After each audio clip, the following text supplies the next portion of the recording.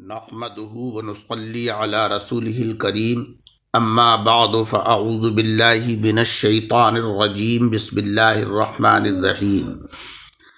سامعین اکرام، سورہ بقرہ کی آیت نمبر 233 کا درس چل رہا ہے۔ درس کے پہلے حصے میں آیت کا ترجمہ اور اس کی مختصر تفسیر پیش کی، اور آج درس کے دوسرے حصے میں آیت سے حاصل ہونے والے فوائد اور کچھ ضروری مسائل کا ذکر ہے۔ اس آیت سے پہلا فائدہ تو ہمیں یہ حاصل ہوا کہ ماں کے ذمے اپنے حقیقی بچے کی پرورش ہے، نہ کہ سوتیلے بچے کی، کیونکہ یہاں آیت میں اولادہن ہے، اپنی اولاد کو دودھ پلائے، نہ کہ اولاد الازواج۔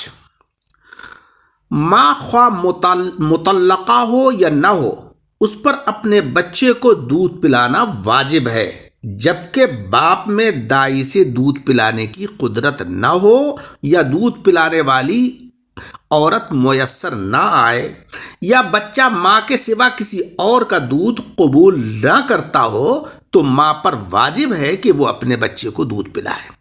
اور جب بچے کی پرورش ماں کے دودھ پر موقوف نہ ہو تو ماں پر دودھ پلانا واجب نہیں، مستحب ہے۔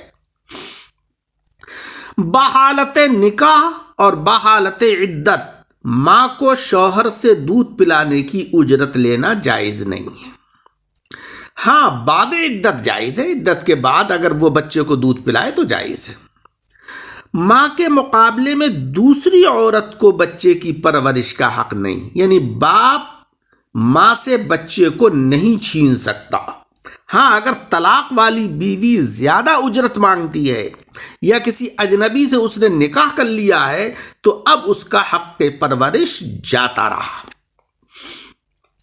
دودھ کی مدت حضرت امام اعظم ابو حنیفہ رحمۃ اللہ علیہ کے یہاں 2.5 سال ہے، اور ان کے 2 شاگرد یعنی امام ابو یوسف اور امام محمد یعنی صاحبین کے نزدیک 2 سال ہے۔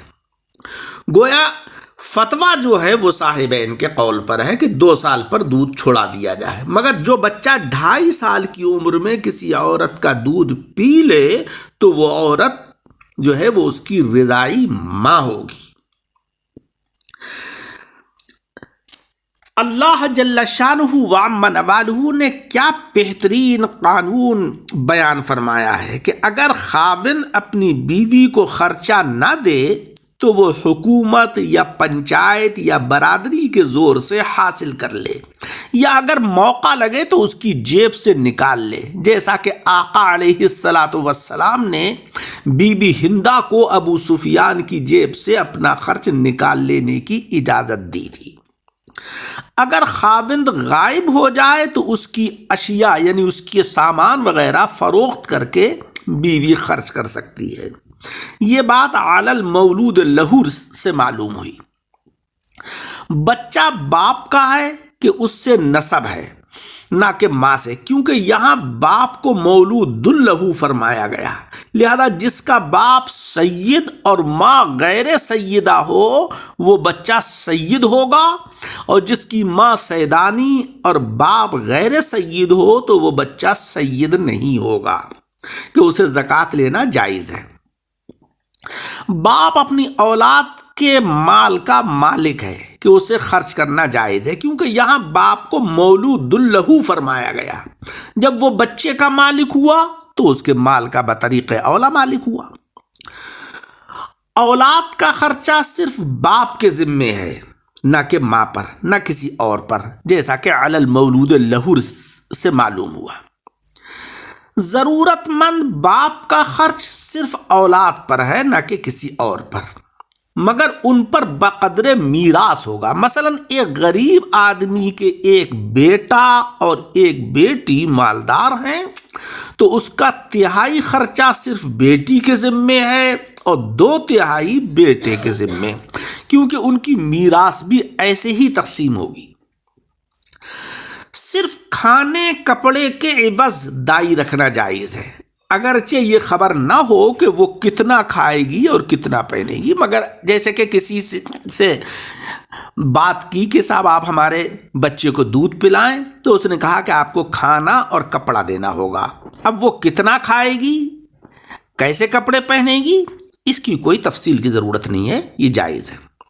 چھوٹے بچوں کا خرچہ بہرحال باپ پر ہے، خواہ ان کے پاس اپنا مال ہو یا نہ ہو، کیونکہ یہاں دائی کا معاوضہ ہر صورت میں باپ پر لازم کیا گیا ہے۔ ماں باپ اولاد کے سوا بوقت ضرورت دوسروں کا خرچہ بھی دینا واجب ہے، یعنی ماں باپ اور اولاد کے سوا ضرورت کے وقت دوسروں کا خرچہ بھی دینا واجب ہے، جیسے کہ بیمار بھائی ہے یا بیمار بہن ہے یا بے دست و پا چچا ہیں، ماموں ہیں، تو ان کا خرچہ دینا بھی ضروری ہے، کیونکہ یہاں فرمایا گیا ہے وَعَلَى الْوَارِثِ مِثْلُ ذَلِكَ۔ دوسرے مقام پر ہے وَآتِ ذِي الْقُرْبَى حَقَّهُ۔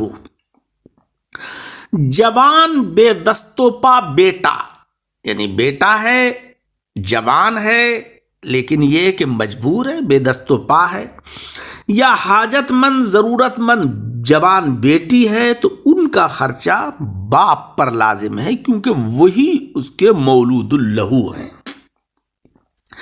اگر بچے کی ماں مر جائے تو اس کی نانی پرورش کرے گی، نانی نہ ہو تو پھر بہن پرورش کرے گی، پھر خالہ، پھر دادی وغیرہ پرورش کریں گے۔